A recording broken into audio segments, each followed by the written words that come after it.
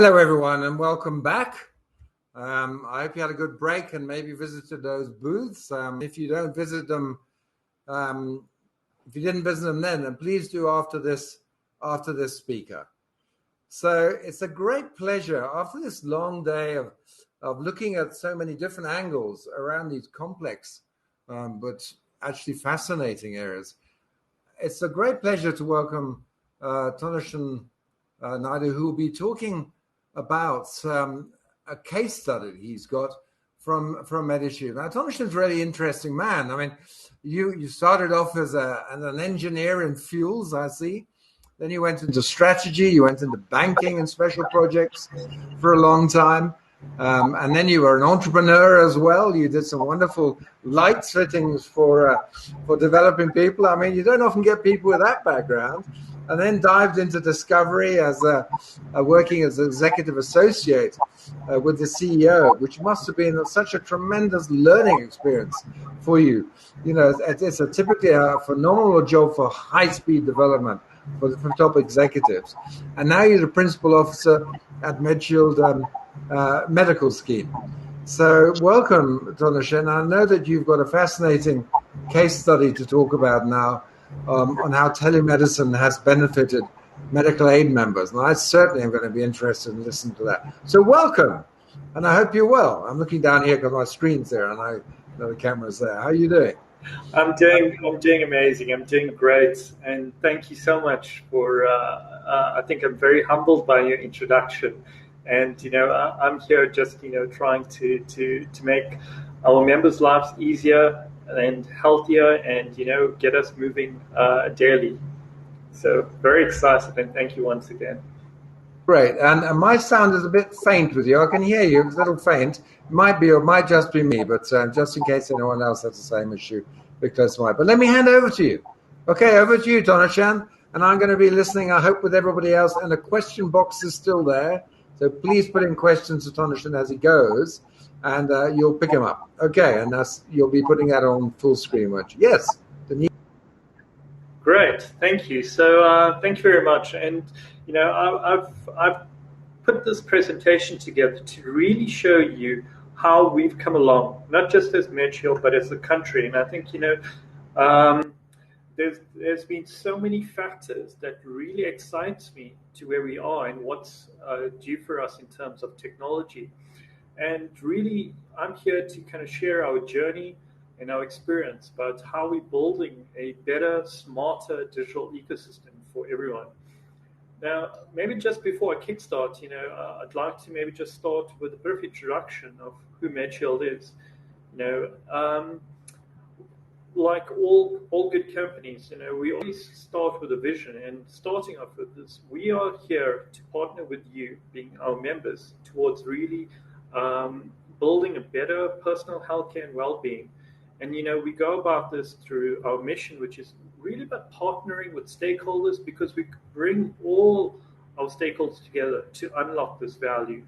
And every day, particularly in trying times, we must stand up and live through our values. And for us, that's about mutual respect, accountability, integrity, dependability, transparency, and importantly, innovation. And that's exactly how SmartCare was born. But a little bit more about Medshield. Many people may not know this, but we were actually established in 1968. So we're 53 years old. We're a not-for-profit organization, and we're self-administered.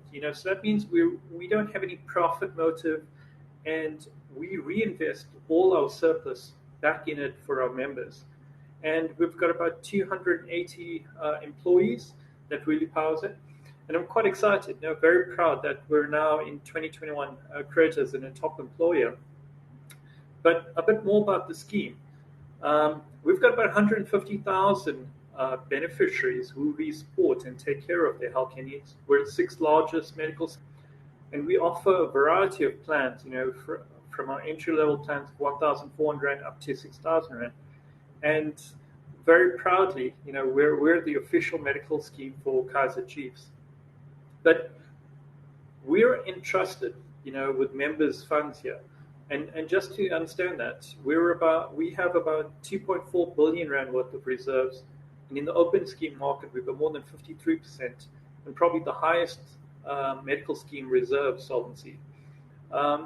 In 2020, with the COVID pandemic, we've paid out approximately 2.8 billion rand in healthcare claims. And interestingly, for that period, we've seen a transition and more uptake in kind of telemedicine and virtual consultations.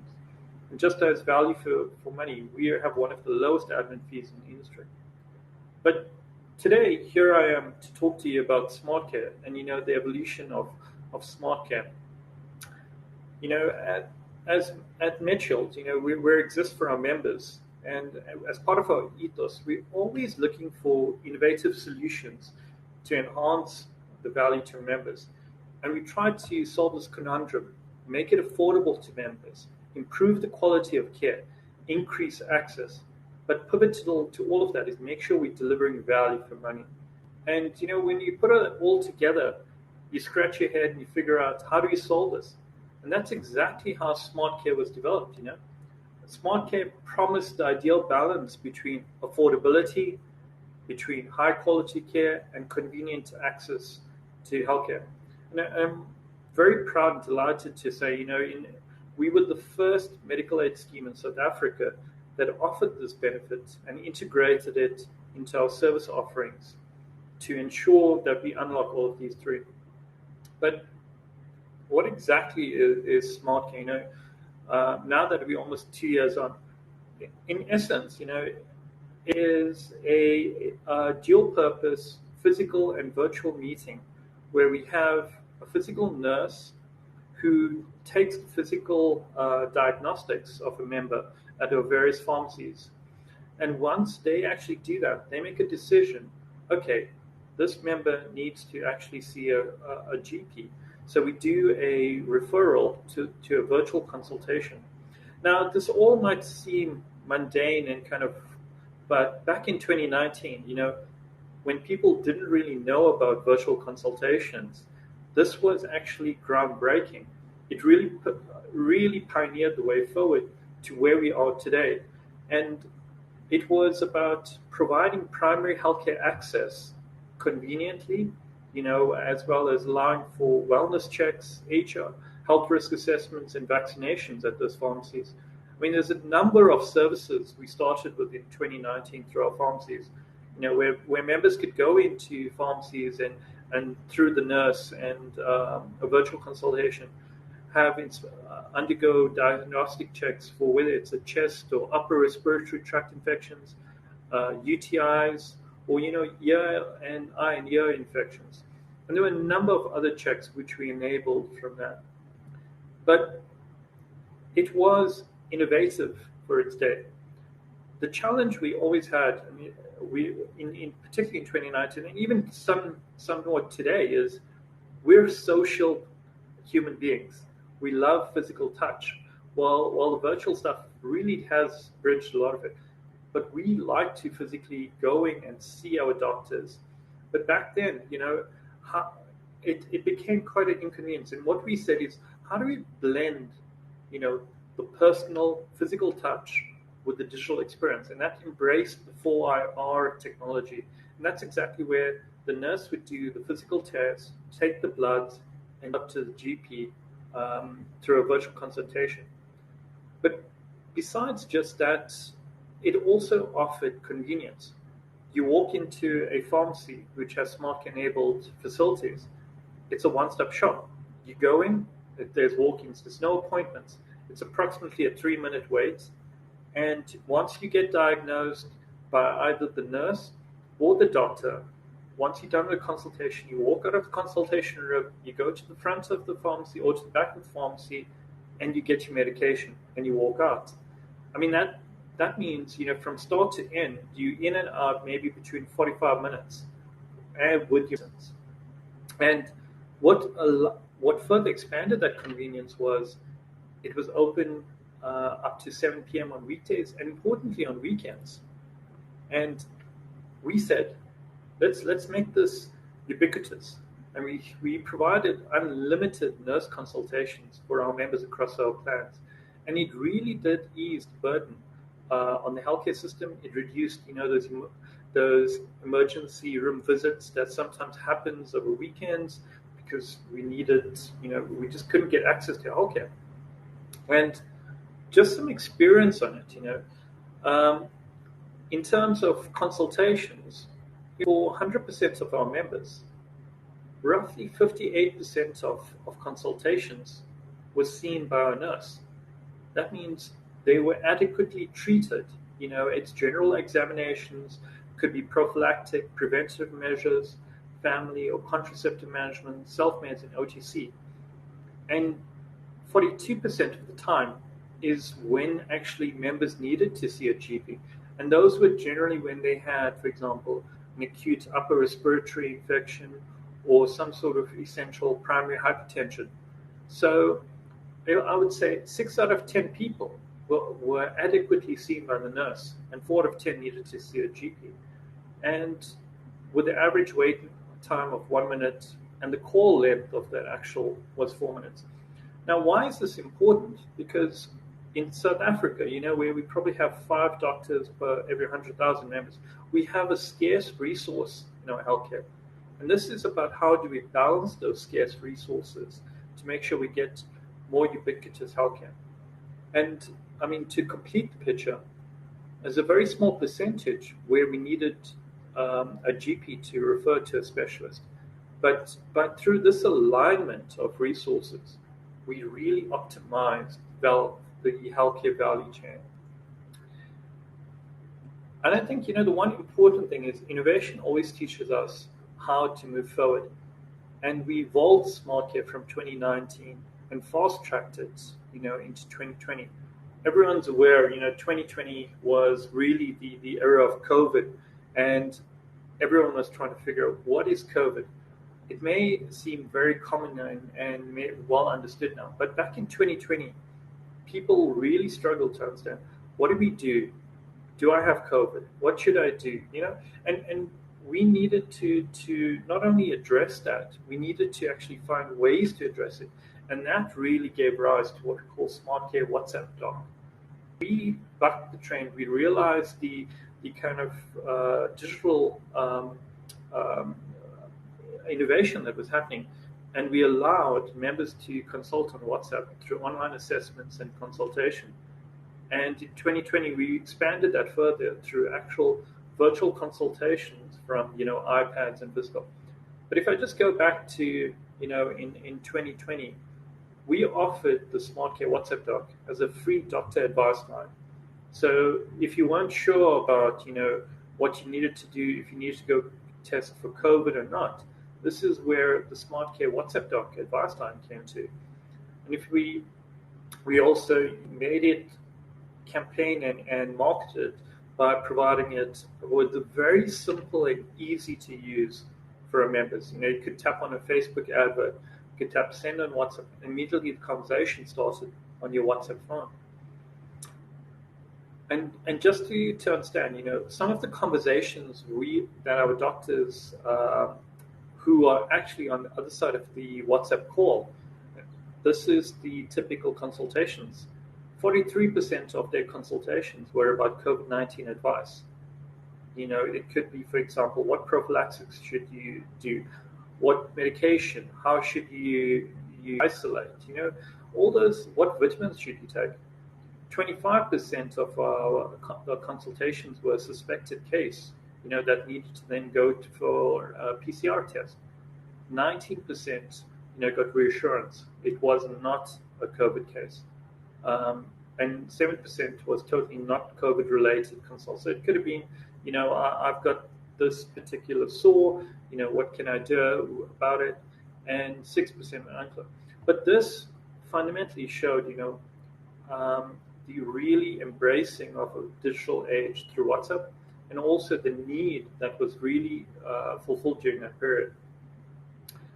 And then just to kind of talk about the latest evolution, in 2021, we launched virtual consultations, and it was about visiting your doctor, without leaving your home. And it was about, you could consult with a qualified family practitioner, from a computer, a smartphone, or a tablet, wherever you are. Could be in your home, could be while you're at work, in the private spaces. And it's really about unlocking convenience, reducing the travel time, reducing the headache, reducing the lost productivity um, to your work environment, and making sure you got the right quality of care, the right treatment, the right advice quicker, so you could get healthier much faster. But I think I always like to back this up with data, and if we just look at it, our telemedicine utilization has really spiked. So what we've got here is since January 2020, we unlocked telemedicine in different ways and shapes and forms. And this over here is the number of consults. Our number of consults literally mimicked each of the COVID waves. So in July, the first COVID wave hit, and that's when we saw a spike, and that's where we really needed to deliver the healthcare. The second wave, in the December period, and then more recently, in June, July, where the third wave hit. So it really showed, statistics that people moved towards using telemedicine, particularly when, there was isolation, where there was restricted amount of movement. And then lastly, I really want to move into kind of how do we actually build on this? How do we create access to healthcare for all? I always kind of meet people, and people are very hypercritical and very negative, about South Africa's healthcare. But I really want to paint a different picture, about the private healthcare. South Africans are blessed with probably the benefit of a world-class private medical, on par with probably some of the world countries, the first world countries. Our private healthcare, is a national treasure, and such, it must be protected and nurtured. If you look about it, we have quick access to doctors. We have quick access to specialists. We have one of the best quality of care. We have access to the latest technology. If, for example, you go to other first world countries, and the UK being an example, you need to book an appointment sometimes months in advance to see a specialist. But we don't. We actually have that direct access, and we really must actually harness that. The challenge, though, with such a national treasure and such an important private healthcare, the issue is only 9 million of our population actually accesses that. And we need to figure out, how do we unlock more members to that? Only 16% of the population does access that through medical scheme membership. But there's a number of reasons, right? If you think about it, some of the issues we experience with accessing private healthcare is the cost of the consult. And for those that are in the public sector, that make use of transport, taxis, etc., there's a cost associated with the transport, using the taxi, the cost of the travel, the loss of income because they've got to travel to the doctor that may be far and wide, and during that period you can't actually earn an income. There's language barriers. There's issues of quality of care in kind of more rural areas, who may not necessarily be on the tip of the latest technology or the disease understanding. But this is where I think the opportunity is, and where the solution really lies. Technology has the power to democratize private healthcare, and creating a win-win-win situation, a win for the South African patient.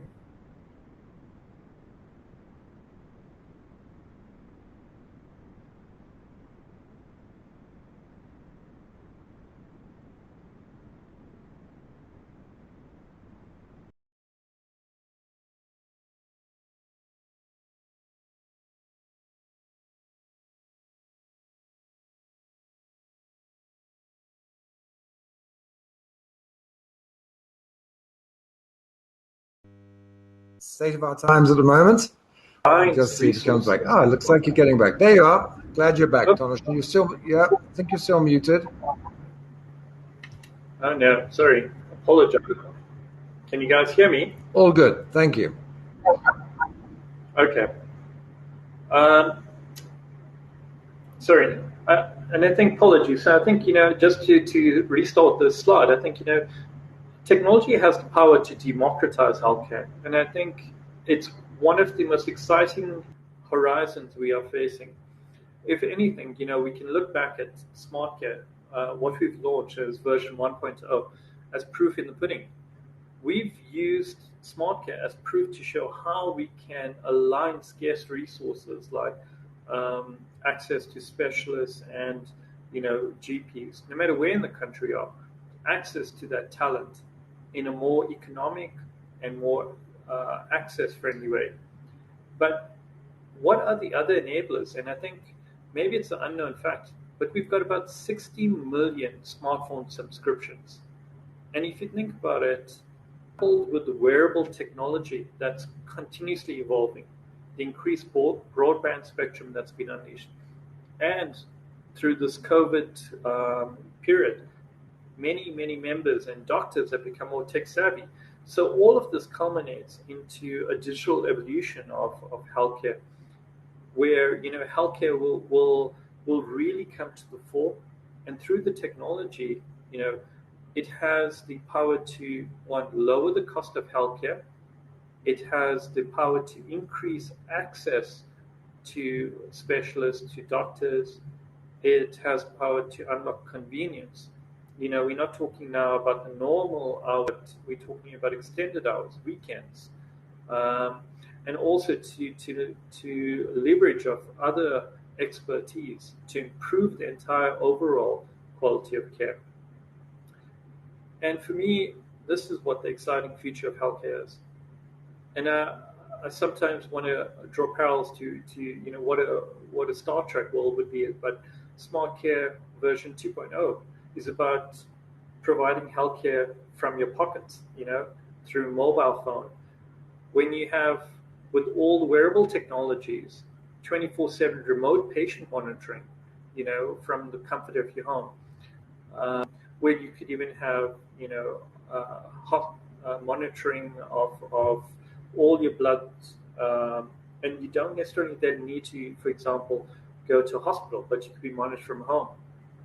But more excitingly, I think for those that are on the call, my mom was always saying, prevention is better than cure. And we can be part of that prevention through proactive patient engagement, through AI.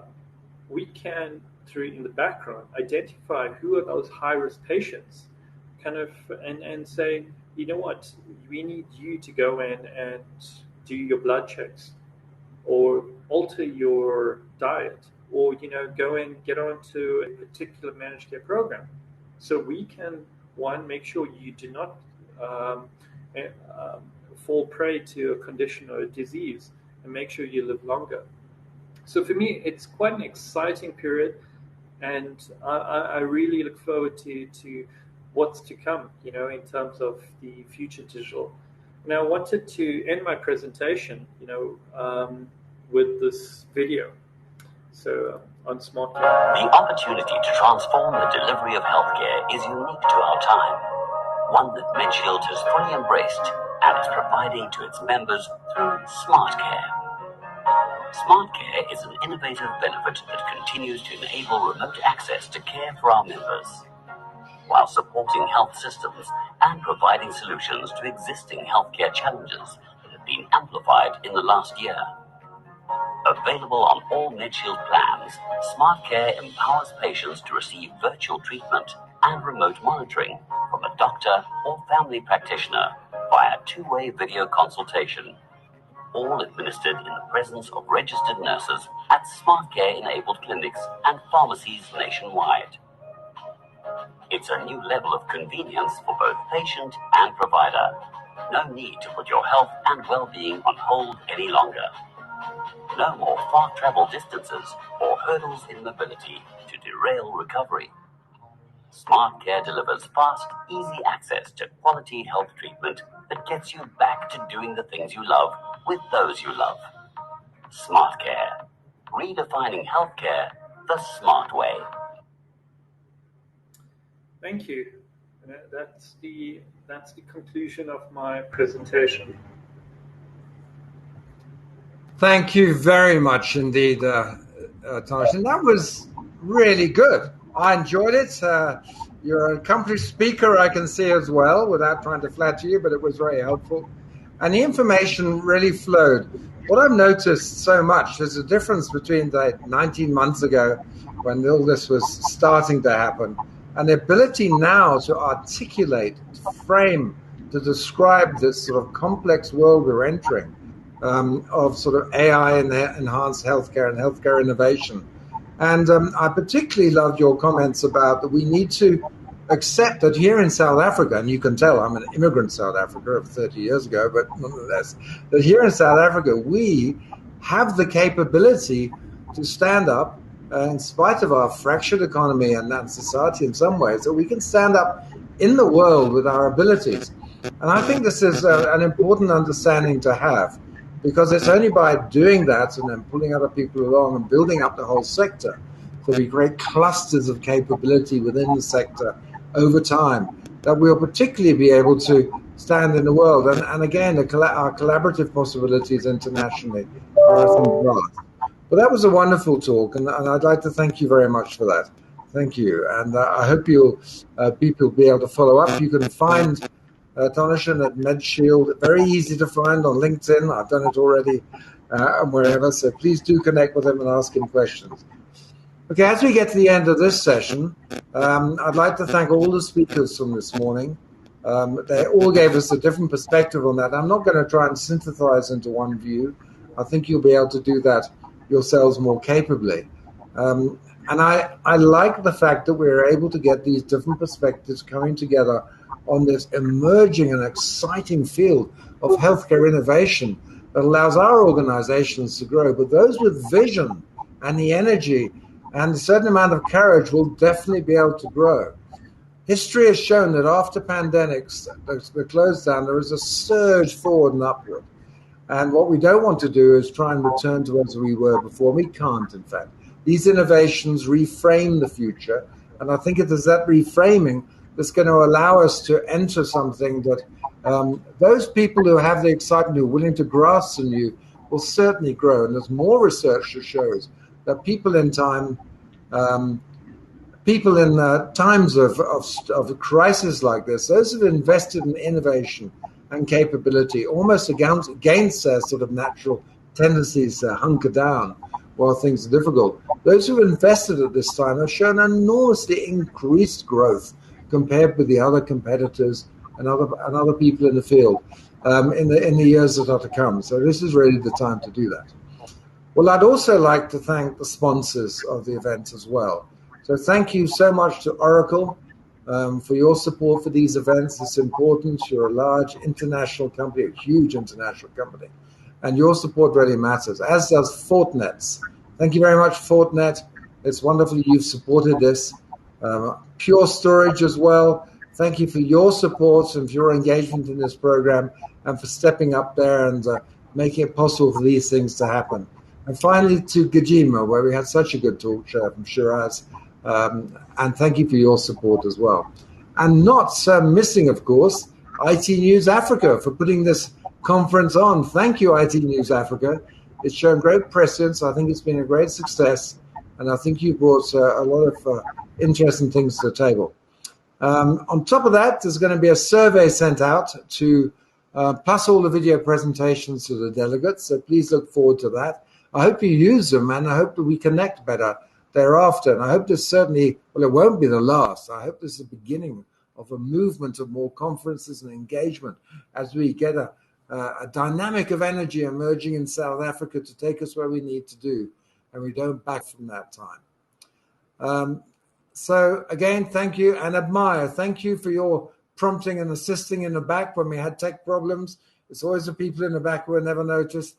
So take a bow, Admire. You did a fantastic job for you and your company. And so, ladies and gentlemen, thank you for being here.